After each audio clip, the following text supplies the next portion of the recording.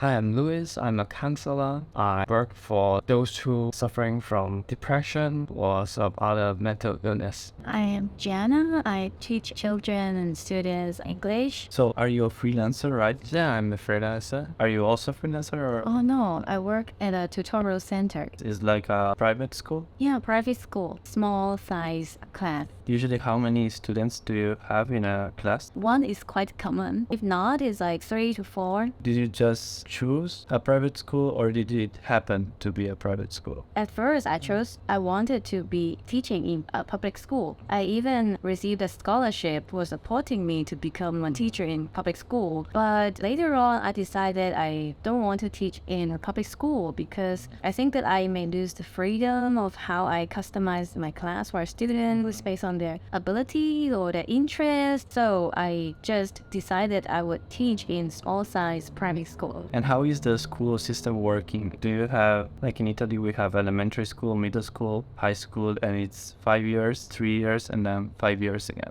Is it the same here? A bit different here. At first, it's a 3 years kindergarten and then Oh, yeah. 6 years elementary school, or we call primary school in Hong Kong. And then it's 6 years we call secondary school in Hong Kong, which include a middle school, 3 years, and high school 3 years, but in the same school. And then they students would have to take an examination and then to see if they can enter university. The university, in most cases, is 4 years. Do you have to pay for school? You mean elementary school and secondary school? Yeah. Oh no, it's free. Now, what about university? Do you have to pay for it? Yes, but we can take some grant loans from the government. We pay it later. And what about your freelance job? How did you start? I have my own business. Before that, I was kind of like a social worker, but I'm in this field. I also do some counseling or some group work or some communication, so community work. But finally, I find myself, I don't want to stay in an organization. And so I want to start my business. I want to use my way to help other people. So that's why I start my business. Is it hard to start a business here in Hong Kong? To me, it's not,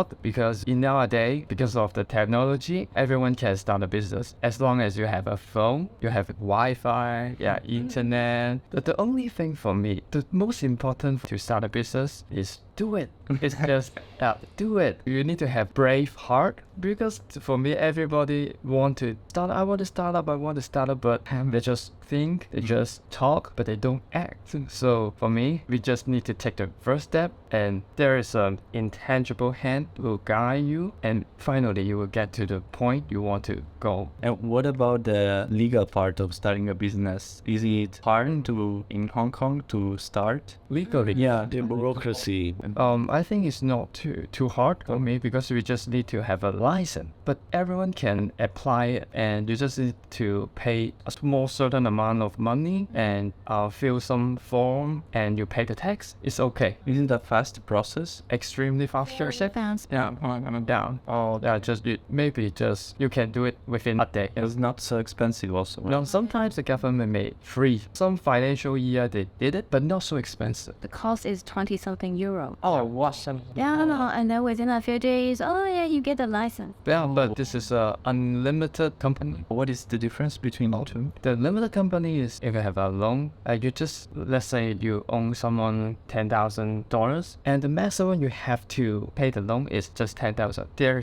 is a limit. But unlimited company, if you owe someone money because of you cannot make profit and you in debt your company, you have no limit. You have to pay the amount you own. And what about the taxes? Are they high? I heard that in Hong Kong taxes are pretty low. Is that right? Yeah, I think it's pretty low. It's affordable. And do you also have to pay your retirement together? Yeah, there's a fund called MPF. Everyone need to have this fund for the retirement. Yes, it's illegal. The government, we need to put some money in this fund every month. 5% of your income. And if it is more than 1,500 Hong Kong dollars, then it won't can go up. Maximum $1,500. If you have a high income salary, you won't have to pay the same proportion, 5% of the tax. Maximum is 1,500. What about the taxes? How much percentage is that? Depends. Maybe do you own other property? Do you have some your parents you need to take care of, or medical expenses? Depends. But in general, it won't affect much your living. Is there a range? For example, minimum, I don't know, 5%, maximum 20%, something like this? It can't be like calculated by like an exact number percentage, but in my experience, the tax I pay in a year is like 1 month of my salary. Oh. But in a year, that means I work for 12 years, I earn 12 years salary, and then but I have to pay 1 month salary for tax as a teacher. But I think also can apply to other employees in Hong Kong in general cases. Are the taxes already subtracted by your income, or do you have to pay them by yourself later? In Italy, if you are a freelancer, you earn money first, and then the next year you pay taxes for the income of the previous year. But for teachers, for example, you directly earn the money less the taxes. Directly deduct, Yeah, withdraw it from your income. Oh no, the same. The taxes is taken after I work for a whole year. So I pay tax for the previous year.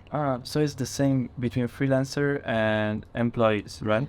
Okay. Are the bills expensive? Water, electricity, things like that? Water is super cheap. You can't feel it even. Yeah, and it won't affect you. The water bill for like 2 or 3 months together is like less than 100 Hong Kong dollars. Or similar to that, depends on how much you use it, but similar to that. For the electricity, also depends. I think it depends on how much you use. About internet, the Wi-Fi, or something like food. I think it's okay if you just know what you want, but you are not just buy everything you want. It's just what you need. I think it's okay. I can remember is around 1,000 Hong Kong dollars every 2 or 3 months. The only thing that costs a lot is the rent, right? Of course. Do you feel like you want to move in future? Are you enjoying living here? I personally enjoy living here. When I was younger, I thought that I want to move to another country. They are always better. But now I feel that the weather is perfect, not too cold, not too hot. And then the living cost, apart from the housing, the rent, actually not that high. And also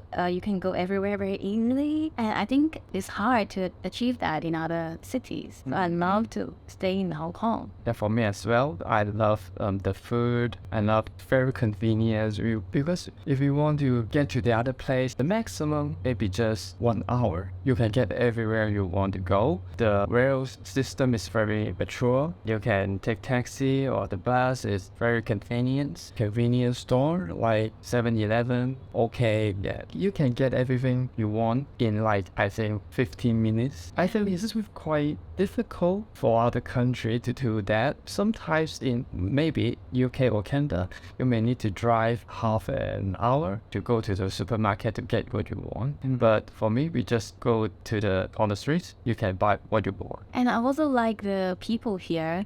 Hong Kong people, they are very flexible, very efficient, and they don't care much about how we do it. We need to follow a standard or procedure. You can tell them your need and they will do it for you. Very flexible. Yeah, you can communicate with them, customize for you.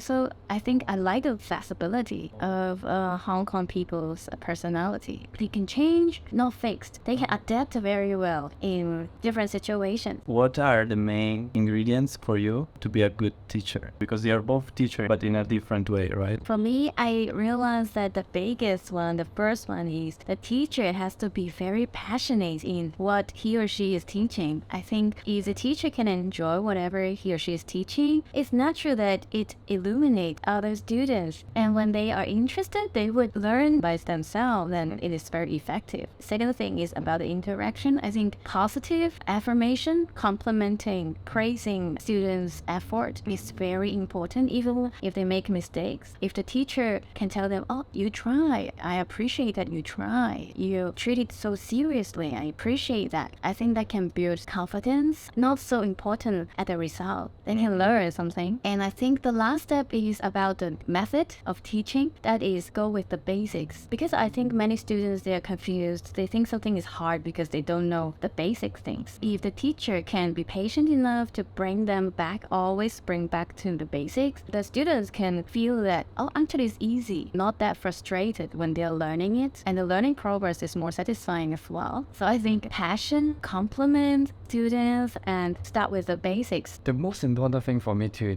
be a good teacher is to understand the definition of love, because there's different type of students. Everyone is unique, but as a teacher, sometimes we have to be kindness, motivate them to do more, to encourage them, but sometimes we need to be tough, because some student may just lazy. Sometimes we may not understand the real meaning of love. I think the real meaning of love is two sides. One is kindness, soft, another side is tough, strong, and it depends on the student condition. What is his or her personality, their strength, their weakness? We need to see in their perspective so you can give them the most suitable stuff to them.